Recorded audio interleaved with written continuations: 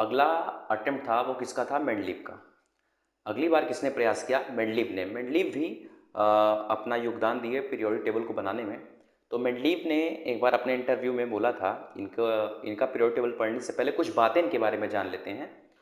इन्होंने एक बार अपने इंटरव्यू में बोला था कि ये सोते समय, ध्यान दीजिएगा इनके इंटरव्यू में, इनके इंटरव्यू की बात, ये सोते समय एक टेबल देखे थे जिस पे सारे तत्व आवश्यकता अनुसार अपने अपने जगह पर आकर गिर गए, और ये तुरंत उठे और एक पेन कॉपी लेकर उस पर उसको ड्रॉ किए।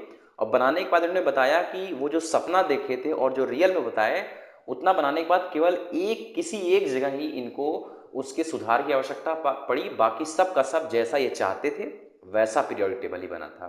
तो बड़े इंटरेस्टिंग है इनकी स्टोरी भी। तो आइए इनके बारे में पढ़ते हैं। क्या पढ़ रहे हैं कि मेंडलीव ने उस समय तक ज्ञात तत्वों को, देखिएगा ध्यान से, यहाँ पर परमाणु द्रव्यमान के बढ़ते क्रम में व्यवस्थित किया। बहुत आराम से देखिएगा, सारी बात एकदम समझ में आएगी। मेंडलीव ने क्या किया उस समय तक, और जान लीजिए उस समय तक लगभग 63 तत्व ज्ञात हो चुके थे। कितने तत्व? 63 तत्व। तो मेंडलीव ने उस समय तक जितने भी तत्व ज्ञात थे उनको व्यवस्थित करने का आधार क्या लिया? बढ़ता परमाणु द्रव्यमान। बढ़ता परमाणु द्रव्यमान, जो कम वाला होगा वो पहले होगा, और जो बाद वाला ज्यादा वाला परमाणु द्रव्यमान होगा वो बाद में होगा।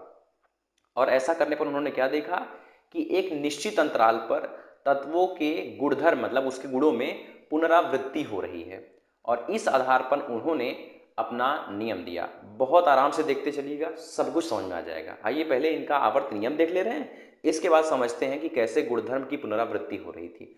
बहुत ध्यान से देखिएगा। चलिए, इनके अनुसार तत्वों के भौतिक और रासायनिक गुण तत्वों के परमाणु द्रव्यमानों के आवर्ती फलन होते हैं। तो सबसे पहले हमें इसकी आवश्यकता है कि ये जो आवर्ती फलन शब्द लिखा हुआ है इसका अच्छे से मीनिंग हम लोग समझें, इस स्टेटमेंट को अच्छे से समझें। मतलब समझिएगा, इनके अनुसार जो गुण है, जो तत्वों का गुण है, वो किसका आवर्ती फलन है? परमाणु द्रव्यमान का आवर्ती फलन है। इसका क्या मतलब है, आइए समझाते हैं। जैसे मान लीजिए, एकदम ध्यान से देखिएगा, जैसे मान लीजिए आप बहुपद भी पढ़ चुके हैं, समीकरण पढ़ चुके हैं मैथ में। जैसे मान लीजिए कोई एक समीकरण इस तरह से लिखा है, एफ एक्स इक्वल टू, आप देखे ही होंगे एक्स प्लस टू, ऐसा आपको पक्का है कि मैथ में समीकरण मिल चुका होगा।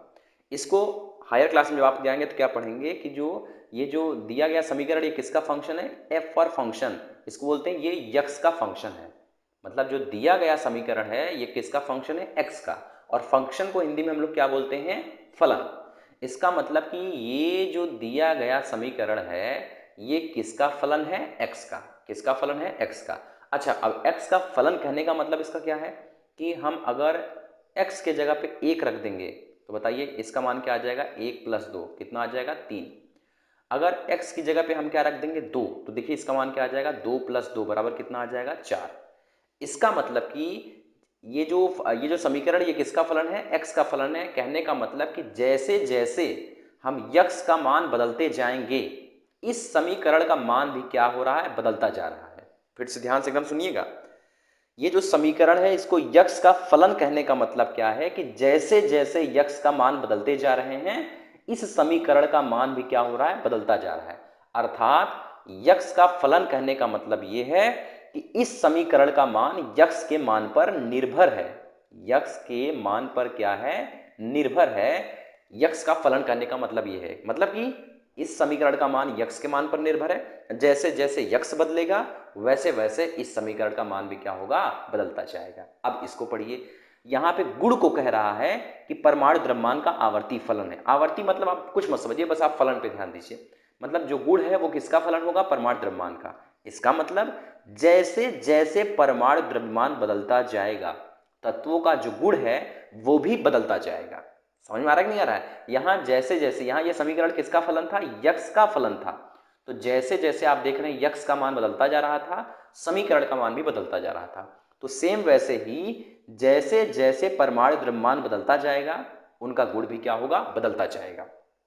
तो इसी बात को कहा गया कि इनके अनुसार तत्वों का भौतिक और रासायनिक गुण किसका फलन था? परमाणु द्रव्यमान का। अर्थात परमाणु द्रव्यमान के साथ साथ गुण भी क्या होगा? परिवर्तित हो जाएगा, होता जाएगा। ये बात थी इनकी स्टेटमेंट की। बोलो, बात समझ में आ गई? चलिए, जिसको जिसको समझ में आ गया है वो कमेंट बॉक्स में लिख देगा कि हमको समझ में आ गया है। आइए आगे बात करते हैं। आगे बात करते हैं पीरियोडिसिटी क्या होता है, आवर्तीता क्या होता है। ये जो गुणधर्मों में पुनरावृत्ति हो रही थी, ध्यान दीजिएगा, क्या इस बात को, इस लाइन को समझ जाएंगे क्या? इन्होंने कहा कि निश्चित अंतराल पर तत्वों के गुणधर्म में पुनरावृत्ति हो रही थी। इसी लाइन को हम लोग एक वर्ड में अगर बोलना चाहें तो इसी को हम लोग क्या बोल देते हैं? आवर्तिता। यहाँ पे देखिए लिखे हैं, निश्चित अंतराल पर तत्वों के गुणधर्म की पुनरावृत्ति होना आवर्तिता कहलाता है। जैसे आइए समझा लेते हैं, एक एग्जाम्पल लेते हैं। अभी आपको ग्रुप और पीरियड के बारे में नहीं पता है, फिलहाल एक लाइन हम लेते हैं। जैसे हमारे पास कुछ तत्वों का नाम इस तरह से है कि ह, ली, ना, की, रब, बस रब तक ले रहे हैं।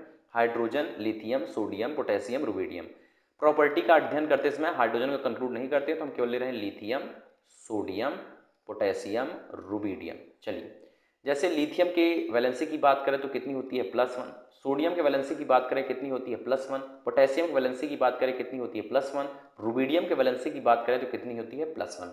तो आप देख रहे हैं जैसे जैसे हम एक एक अंतराल में नीचे की ओर जा रहे हैं, इनका जो गुणधर्म है, किसका गुणधर्म? वैलेंसी वाला गुणधर्म, इसकी देखिए पुनरावृत्ति हो रही है, रिपीट हो रहा है। जो ऊपर वैलेंसी हमें मिली वही वैलेंसी हमको कहाँ मिल रही है? नीचे की ओर मिल रही है। तो इसी प्रॉपर्टी को हम लोग क्या बोल देते हैं? आवर्तिता। कि एक निश्चित अंतराल पर तत्वों के गुणधर्म में क्या हो रही है? पुनरावृत्ति हो रही है। तो इसी को हम लोग क्या बोलते हैं? आवर्तिता। उम्मीद है कि आपको समझ में आ गया होगा। आइए आगे बढ़ते हैं और मेंडलीव के पीरियोडिक टेबल को देखते हैं। सबसे अच्छी बात, आपको ये पीरियोडिक टेबल याद नहीं करना है, बस इसको समझ लेना है कि इनका अटेम्प्ट कैसा था। जैसे ये देखिए यहाँ पे है ना, ये ह, ली, ना, की, रब, से, फरियाद, ये ट्रिक है याद करने का। बाकी है तो hydrogen, lithium, sodium, potassium, rubidium, caesium और फ्रांसियम। इनके पीरियोडिक टेबल के बारे में कुछ बातें जान लीजिए। जैसे कुछ लाइन आप ऐसे ऐसे देख रहे होंगे, ऐसे ऐसे ऐसे ऐसे ऐसे ऐसे देख रहे हैं ना, 7 पीरियड, मतलब 7 लाइन ऐसे आप देखेंगे। फिलहाल जो लेफ्ट टू राइट वाली लाइन आप देख रहे हैं, इनको कहा जाता है पीरियड। क्या कहा जाता है? पीरियड। फिर से ध्यान से देखिएगा, जो लेफ्ट टू राइट वाली लाइन आप देख रहे हैं, इनको कहा जाता है पीरियड। और जो अप से डाउन वाली लाइन आप देख रहे हैं, इसको कहा जाता है ग्रुप। इसको क्या कहा जाता है? ग्रुप। ये वाली लाइन देखिए, ये खड़ी खड़ी लाइन है ना, ये वाली लाइन, इनको इनको क्या कहा जाता है? ग्रुप। और ये जो हॉरिजेंटल हैं, हॉरिजेंटल लाइन है, इनको क्या कहा जाता है? पीरियड। तो समझिएगा, जो लेफ्ट टू राइट वाली लाइन है उसको बोलते हैं आवर्त यानी पीरियड, और जो अप से डाउन वाली लाइन है उसको बोलते हैं ग्रुप यानी वर्ग बोलते हैं।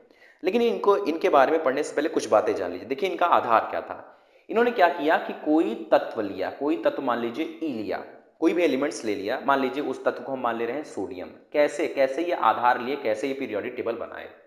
ये कोई तत्व सोडियम ले लिए, सोडियम तत्व लेने के बाद इन्होंने उसकी रिएक्शन एक बार हाइड्रोजन से कराई और उसकी रिएक्शन एक बार ऑक्सीजन से कराई, और इन्होंने देखा कि इनका रिएक्शन कराने से बनता क्या है। जैसे जब ऑक्सीजन के साथ कराए तो क्या बना? Na2O बना, और जैसे हाइड्रोजन के साथ कराए तो क्या बना? NaH बना। इसी तरह जैसे मान लीजिए पोटेशियम भी ये ले लिए, और तो पोटेशियम की भी रिएक्शन एक बार किसके साथ कराए? हाइड्रोजन के साथ, एक बार ऑक्सीजन के साथ कराए। तो पोटेशियम के साथ मान लीजिए कि ये क्या बनाया? पोटेशियम हाइड्राइड यानी KH बनाया, और ऑक्सीजन के साथ ये क्या बनाया? K2O बनाया। इस तरह उस समय जितने भी तत्व ज्ञात थे, हमने क्या बताया, उस समय लगभग 63 तत्व ज्ञात हो चुके थे। तो 63 तत्व की जो रिएक्शन है उन्होंने किसके साथ कराई? बारी बारी से, एक बार हाइड्रोजन के साथ, एक बार ऑक्सीजन के साथ।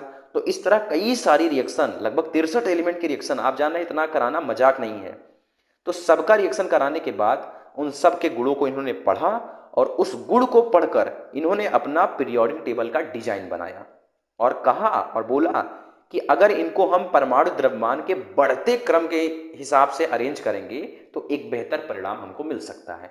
इसी आधार पर देखिए इनके आप पीरियोडिक ला गया था, तभी तो उन्होंने बताया कि इनके अनुसार तत्वों के भौतिक और रासायनिक गुण तत्वों के परमाणु द्रव्यमानों के आवर्ती फलन होते हैं। तो आइए इनके कुछ फीचर्स देख लेते हैं। Features of Mendeleev periodic table, इनके कुछ फीचर्स थे, बहुत ध्यान से देखिएगा फीचर्स क्या क्या थे। जैसे सबसे पहला फीचर इनका क्या था कि इनके आवर्त सारणी में 7 क्षैतिज पंक्तियां थी। कितनी क्षैतिज पंक्तियां थी? ध्यान से, 7 क्षैतिज पंक्तियां। ये देखिए, ये देख लेते हैं। क्षैतिज मतलब ये वाली लाइन, ये जहां जहां तत्व रखे गए केवल उसको देखिएगा।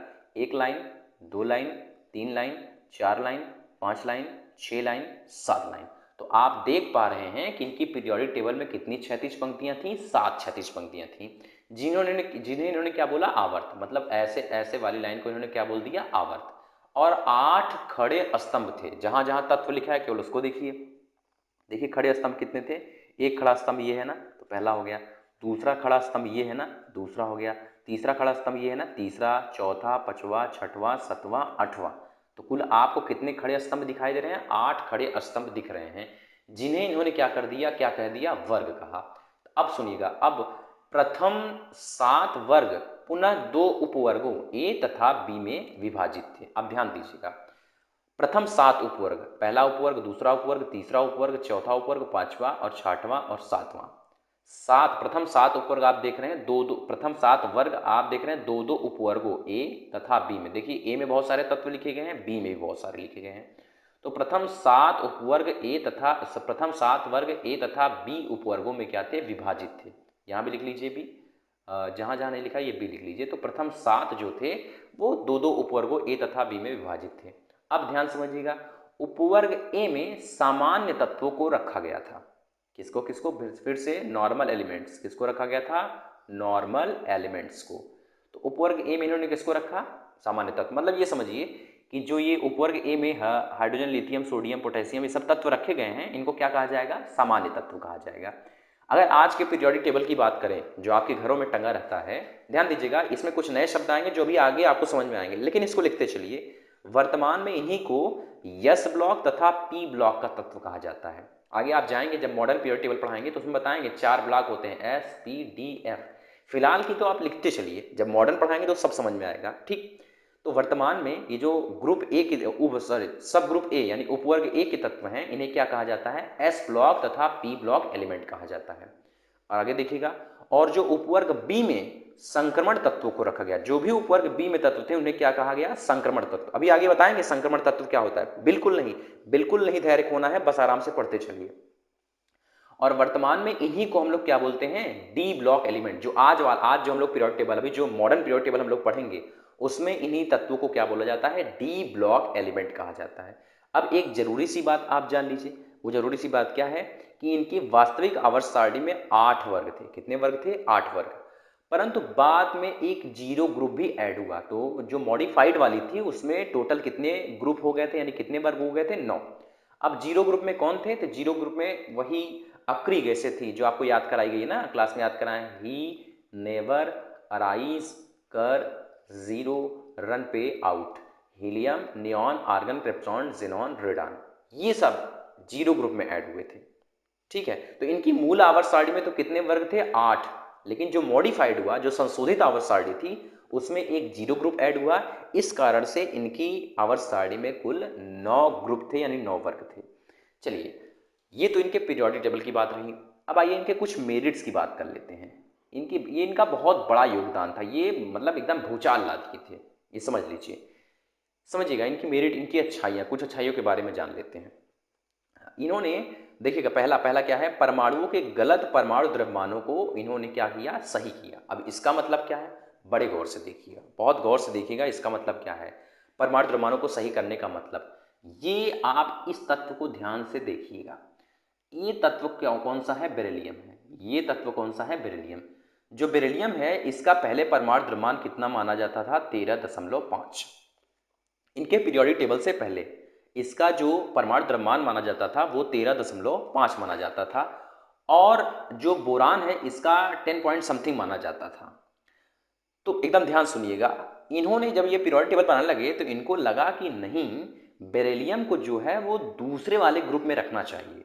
तो फिर सोचे कि अगर बेरिलियम को, क्योंकि प्रॉपर्टी इन्होंने देखा, प्रॉपर्टी कैसा देखा कि ये बेरिलियम का रिएक्शन भी कराए होंगे ऑक्सीजन के साथ। तो ऑक्सीजन के साथ जब बेरिलियम का रिएक्शन कराया तो उसने क्या बनाया, BeO बनाया, बेरिलियम ऑक्साइड बनाया। और ये इस ग्रुप के अन्य तत्वों की भी रिएक्शन करा चुके थे, जैसे Mg की, तो ये देख रहे थे कि Mg ने MgO बनाया है। इसका मतलब इन्होंने कहा कि जो बेरिलियम का गुण है वो किसके साथ संबंधित हो रहा है या किसके साथ मैच कर रहा है, मैग्नीशियम के साथ। तो इसका मतलब कि जो बेरिलियम है वो इसी ग्रुप में आना चाहिए, लेकिन इस ग्रुप में बोरान के कारण सेट नहीं बैठ रहा था, क्योंकि इसका जो परमाणु द्रव्यमान था वो बोरान से ज्यादा आ रहा था। तो इसका मतलब इन्होंने यह कंक्लूजन लिया कि कहीं ना कहीं बेरिलियम के परमाणु द्रव्यमान में कमी है। इस कमी को सुधारना चाहिए। तो देखिए इन्होंने कैसे कमी को सुधारा, समझ गए होंगे ना कैसे गलती मिली थी। तो देखिए कैसे कमी को सुधारे, तो हम यहाँ हमने लिखा है पूर्व में बेरिलियम के परमाणु द्रव्यमान को 13.5 माना जाता था, परंतु बाद में यह मेंडलीव के द्वारा सही किया गया। अब ये कैसे सही किए थे, आइए उसको बड़े गौर से देखते हैं, बहुत ध्यान से देखिएगा। देखिए जो परमाणु द्रव्यमान का फार्मूला होता है एटॉमिक मास का, वो होता है तुल्यांकीय द्रव्यमान यानी इक्विवेलेंट मास इनटू वैलेंसी यानी संयोजकता। बहुत ध्यान से देखिएगा परमाणु द्रव्यमान में कमी आई कैसे, बहुत ध्यान से देखिएगा। जो बेरिलियम है पहले जो बेरिलियम है इसकी वैलेंसी कितनी मानी जाती थी पता है, इसका जो इक्विवेलेंट मास माना जाता था वो माना जाता था 4.5। कितना माना जाता था 4.5, और इसकी जो वैलेंसी मानी जाती थी वो मानी जाती थी 3, बेरिलियम की वैलेंसी। यानी अगर इक्विवेलेंट मास की जगह आप रखेंगे 4.5 और इसकी वैलेंसी 3 से मल्टीप्लाई करेंगे तो ये कितना आएगा 13.5। और इसी के कारण ये मिस्टेक हो रहा था। क्यों, अब देखिए इनके हिसाब से बेरिलियम को किसके साथ रखना चाहिए, मैग्नीशियम के साथ, और मैग्नीशियम की वैलेंसी कितनी होती है 2। मैग्नीशियम की वैलेंसी कितनी होती है 2, अर्थात अगर ये एक ग्रुप में आ गए हैं तो कहीं ना कहीं बेरिलियम की वैलेंसी कितनी होनी चाहिए 2।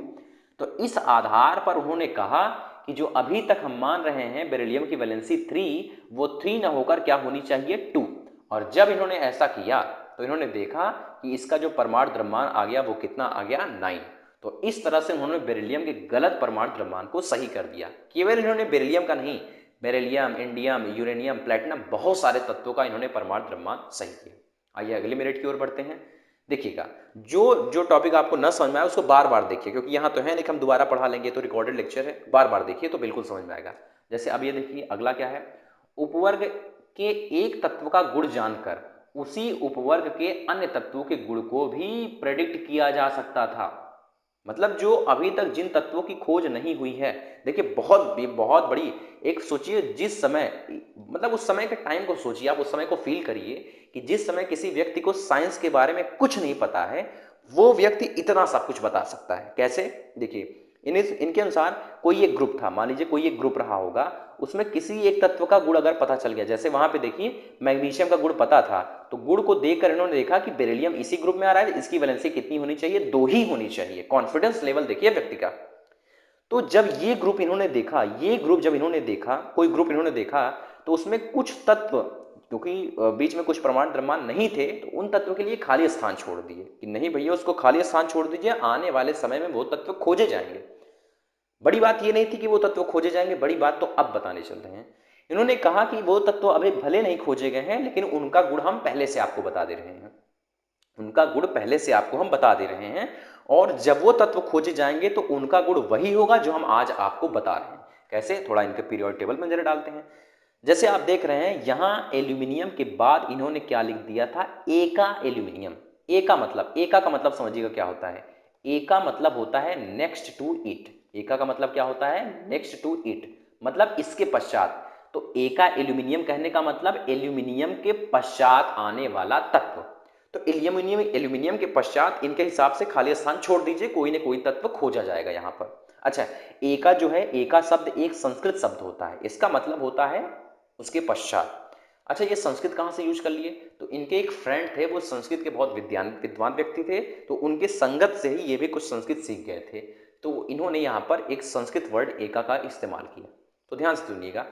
तो इन्होंने क्या कहा कि एल्यूमिनियम के बाद कोई ना कोई एक तत्व ऐसा खोजा जाएगा जिसकी फला फला प्रॉपर्टी, फला फला गुण होगा। इन्होंने गुण भी बता दिया था कि क्या होगा। सोचिए, एक ग्रुप में तत्वों का गुण सेम होगा, तो उसी को ध्यान में रखते हुए उन्होंने जो भी, जैसे यहाँ पे देखिए सिलिकॉन के बाद कौन सा तत्व आएगा, एका सिलिकॉन आएगा। इस तरह कर करके इन्होंने कई जगह स्थान छोड़ा, और सबके बारे में, जैसे देखिए एका एल्यूमिनियम, सबके बारे में इन्होंने उसका गुण भी बता दिया था कि यही होगा। जैसे एका एल्यूमिनियम के बारे में इन्होंने बता दिया था कि उसका मेल्टिंग पॉइंट यानी गलनांक कितना होगा, 302 केल्विन होगा। एक एग्जाम्पल दे रहे हैं, और विश्वास मानिए जब वो एका एल्यूमिनियम खोजा गया तो उसका नाम गैलियम पड़ा, और जो प्रॉपर्टी ये बताए थे कि उसका गलनांक 302 केल्विन होगा, वही एग्जैक्टली आया। तो सोचिए कितनी इनकी सोच कितनी ऊपर की थी। ऐसे ही एका सिलिकॉन आगे खोजा गया, उसी प्रॉपर्टी के साथ जर्मेनियम नाम पड़ा। एका बोरान खोजा गया, स्कैंडियम नाम पड़ा। एका मैंगनीज खोजा गया, जिसका नाम क्या पड़ा, टेक्नीशियम। सोचिए कितना ब्रेन लेवल देखिए मेंडलीव का, बहुत बिग साइंटिस्ट थे। आगे इनका पढ़ते हैं। आगे इन्होंने वर्गों की संख्या के आधार पर गलत संयोजकताओं को सही किया। ये तो अभी हम बता के आ रहे हैं कि बेरिलियम की प्रॉपर्टी किसकी प्रॉपर्टी से मैच कर रही थी, मैग्नीशियम की, और मैग्नीशियम की वैलेंसी कितनी थी, 2, क्योंकि उस ग्रुप में जो भी आएंगे उनकी वैलेंसी कितनी होगी, 2। तो इस आधार पर इन्होंने बेरिलियम की वैलेंसी को कितना कह दिया था, 2। तो ये मैजिक है, ये मेंडलीव का जलवा रहा होगा उस समय में। चलिए अब आगे की ओर बढ़ते हैं और इनके डीमेरिट्स के बारे में पढ़ते हैं कि इनकी डीमेरिट क्या थी। बहुत ध्यान से देखिएगा। सबसे पहले मेंडलीव की डीमेरिट ये थी कि मेंडलीव ने हाइड्रोजन के लिए हाइड्रोजन को दो स्थानों पर व्यवस्थित किया।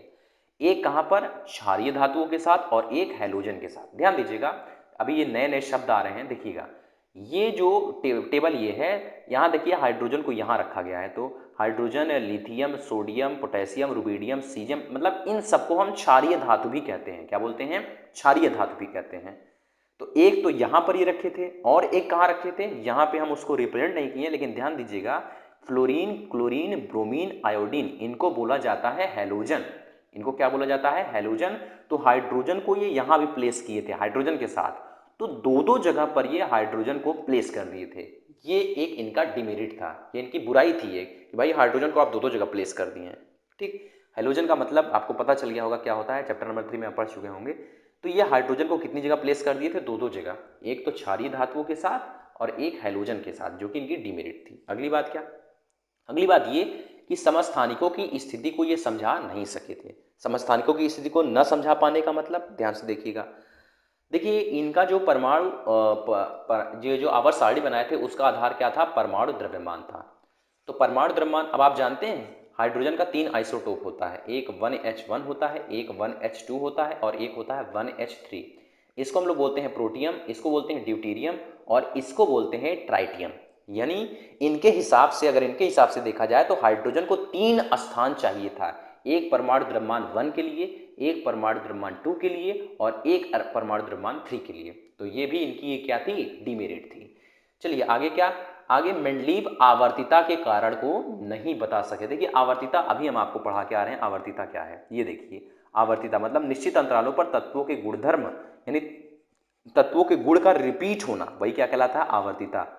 तो ये निश्चित अंतराल पर ये जो गुण रिपीट हो रहे थे, आखिर ये क्यों हो रहे थे, इसके बारे में मेंडलीव कोई भी कन्वर्जन नहीं दे पाए, कोई भी कंक्लूजन नहीं दे पाए। चलिए अगला क्या था कि परमाणु द्रव्यमान का बढ़ता क्रम, जो अपना रूल ये बनाए थे कि परमाणु द्रव्यमान के बढ़ते क्रम पे हम अरेंज करेंगे, वो स्ट्रिक्टली फॉलो नहीं हो रहा था, मतलब आवश्यक रूप से हर जगह फॉलो नहीं हो रहा था। जैसे एक हम आपको एग्जाम्पल दिखा रहे हैं, कोबाल्ट का जो परमाणु द्रव्यमान होता है वो 58.9 होता है और निकिल का परमाणु द्रव्यमान कितना होता है, 58.6। कोबाल्ट का होता है 58.9, कोबाल्ट का होता है, देखिए इसका कितना होता है 58.9 और निकिल का कितना होता है 58.6। तो इसका मतलब आप देख रहे हैं निकिल का परमाणु द्रव्यमान कम है, जबकि कोबाल्ट का परमाणु द्रव्यमान क्या है, ज्यादा है। और आप देख रहे हैं कोबाल्ट का परमाणु द्रव्यमान ज्यादा होने के बावजूद इसको पहले रख दिया और निकिल को बाद में, जबकि रूल के मुताबिक कोबाल्ट को बाद में रखना था और निकिल को पहले रखना था, क्योंकि परमाणु द्रव्यमान का बढ़ता क्रम लिए थे। तो ये भी इनकी क्या थी, एक डीमेरिट थी। चलिए, तो इन्होंने जो कोबाल्ट को निकिल से पहले रखा, ये इनकी क्या थी, डीमेरिट थी, मतलब तत्वों के जोड़े गलत तरीके से रखे गए थे। अच्छा सुनिएगा, ये जो ज़्यादा परमाणु द्रव्यमान वाले को पहले रखना और कम वाले को बाद में रखना, इसको हम लोग क्या बोलते हैं, एनॉमलस पेयर। इसको हम लोग क्या बोलते हैं, एनॉमलस पेयर। IIT जे में यहाँ से भी क्वेश्चन उठाते हैं, जब आप इंटर में जाएंगे तो ये भी पढ़ाया जाएगा। तो एनॉमलस पेयर क्या होता है, उच्च परमाणु द्रव्यमान वाले तत्वों को कम परमाणु द्रव्यमान वाले तत्व से पहले रखा गया था और ऐसे को हम लोग क्या बोलते हैं, एनॉमलस पेयर बोलते हैं। कुल 4 प्रकार के एनॉमलस पेयर मेंडलीव की आवर्त सारणी में थे। कौन कौन से, जैसे ये देखिए आर्गन और ये क्या है, पोटेशियम। तो आर्गन का परमाणु द्रव्यमान कितना होता है, 39.9, जबकि पोटेशियम का 39 होता है। आर्गन का ज़्यादा होता है और पोटेशियम का कम होता है, लेकिन आप आवर्त सारणी में देखेंगे तो आर्गन को पहले रखा गया है और पोटेशियम को बाद में। इसी तरह से कोबाल्ट, निकिल जो भी समझा के आ रहे हैं, इसी तरीके से टेल्यूरियम और आयोडीन, इसी तरह से ये थैलियम और ये, तो मतलब ये सब इनके एनॉमलस पेयर थे कि जिनका ज़्यादा है उनको पहले रख दिया गया है और जिनका कम है उनको बाद में रख दिया गया है। तो ये कुछ हम लोगों ने किसकी चर्चा की, हम लोगों ने मेंडलीव के पीरियोडिक टेबल की चर्चा की।